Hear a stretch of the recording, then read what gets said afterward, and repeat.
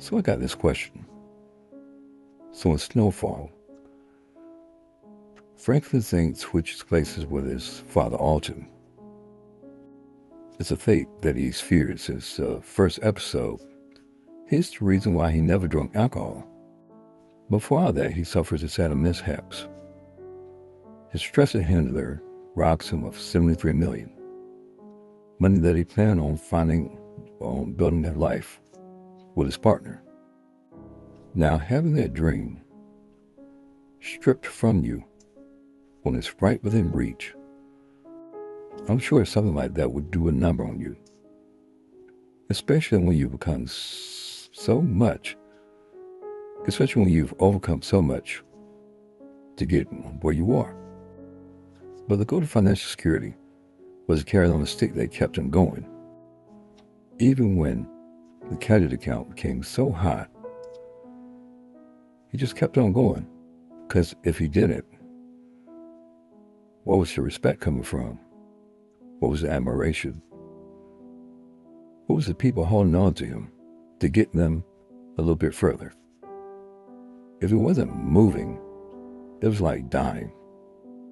The worst feeling is being so high, gathering up so much notoriety and respect, and then all of a sudden, being forgotten.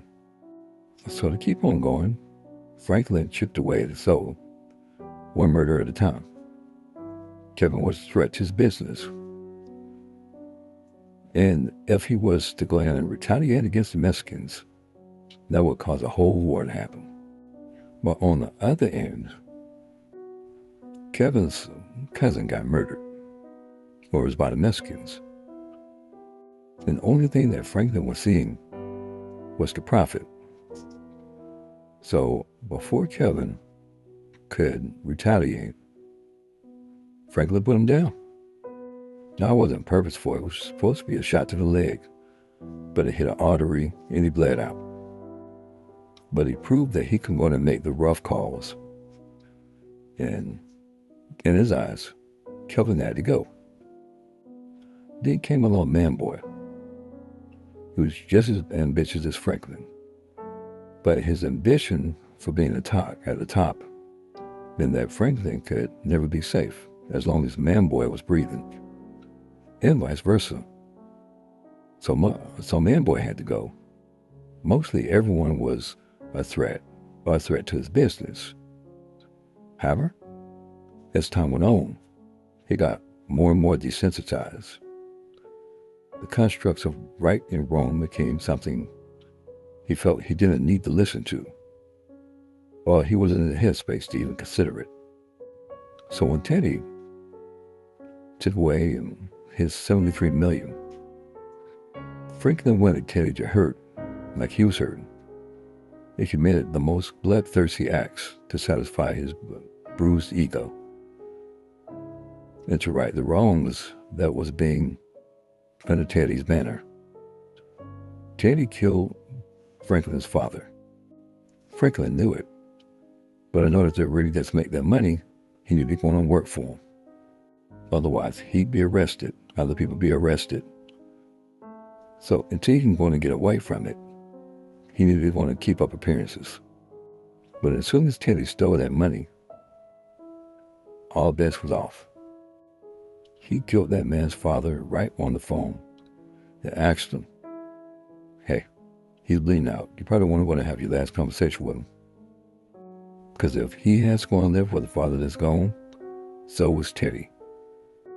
But at the end of the day, doing so much and coming back with nothing and losing your mind because of it, and consequently losing everything else because of it, wasn't enough. But at the end, do you feel like Franklin deserved to die or spend life in prison? I'm under the belief that the ending was perfect.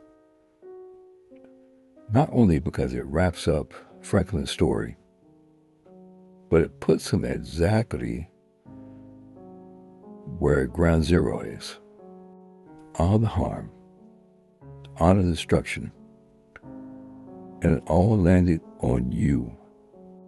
It landed square on Franklin's head. He succumbed to alcoholism. He was broken by the same system that he built. And to be honest, I think that this type of story is common. You have the biggest drug dealer in town, and he gets too big for his britches. He gets curious, gets high on his own supply, and after some time, they do this robbing his fellow drug dealers for money. And eventually, he ends up trading places with the same junkies that he was selling dope to. I think the ending is fairly accurate about what happens to people on the street. You're going to do so much and gather so much karma before it boomerangs. It comes right back to you. And sometimes it doesn't kill you outright. It lets you suffer and languish. But when karma feels that it's done, then it gives you permission to die.